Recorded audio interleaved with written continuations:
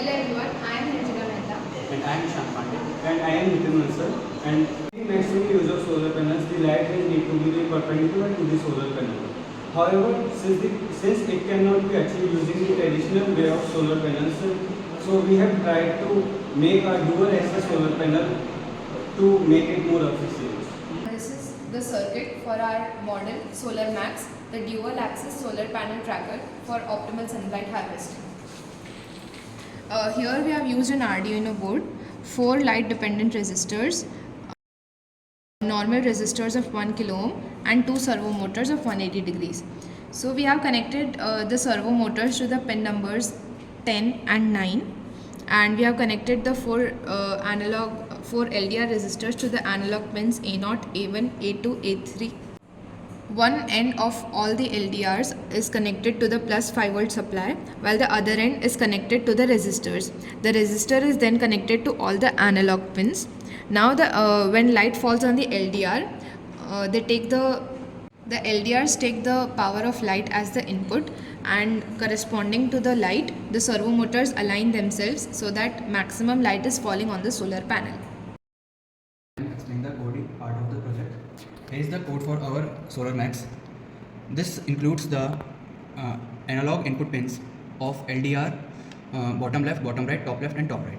We have taken the inputs from A0, A3, A1 and A2. A0 for bottom left LDR, A3 for bottom right LDR, A1 for top left LDR and A2 for top right LDR.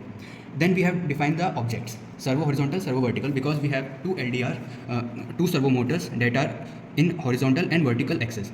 Now we have defined some limits for each of the servo motor, and we have defined some initial servo angles. Now in void setup, we have attached the servo motors to the pins and set their initial position of 180 degree for horizontal and 45 degree for vertical.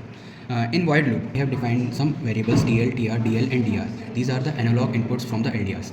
Now for our project, we have to average out the values of LDRs because of how the servo motors react to them. Now we have defined some average value top, average value down, average value left and average value right. These are the average of TL and TR, DL and DR, TL and DL, TR and DR. Now after that we have defined D vertical and D horizontal. D vertical is the difference between AVT minus AVD, and D horizontal is the difference between AVL and AVR.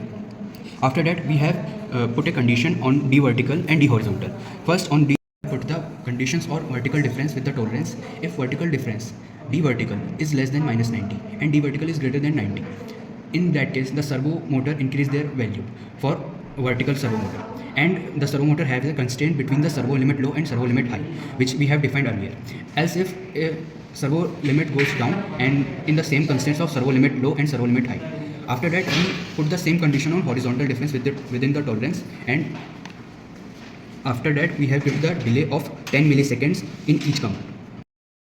I am explaining the structure of this working model of solar panel tracking, and this here we have connected one 180 degree horizontal motor, then that rotates this model and solar panel in the horizontal axis like this and this, and here we have connected one 180 degree servo motor that rotates the solar panel in vertical plane. Here we have connected one more extra motor for giving this model more stability and as an alternative of axis, and we have not connected this 360 degree motor with any of the wire and the power source.